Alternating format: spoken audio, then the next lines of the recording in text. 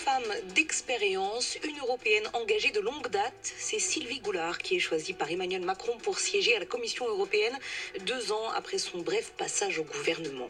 Vers une sortie de crise ce soir en Italie, le mouvement 5 étoiles et le Parti démocrate viennent de trouver un accord. On se dirige vers un nouveau gouvernement avec à sa tête le Premier ministre sortant, Giuseppe Conte. Il est convoqué demain matin par le président Sergio Mattarella. Greta Thunberg arrive aux États-Unis après 15 jours de traversée de l'Atlantique sur son voilier certifié zéro émission carbone.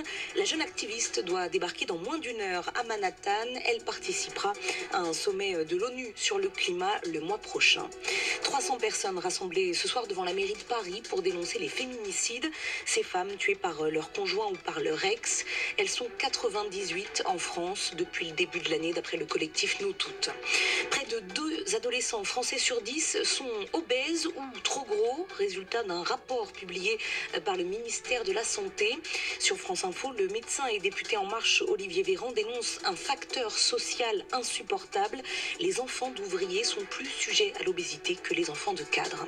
C'est la première judoka française 4 fois championne du monde. Clarisse Agbenienou, 26 ans, remporte un nouveau titre aujourd'hui à Tokyo dans la catégorie des moins de 63 kilos. France Info. Et tout est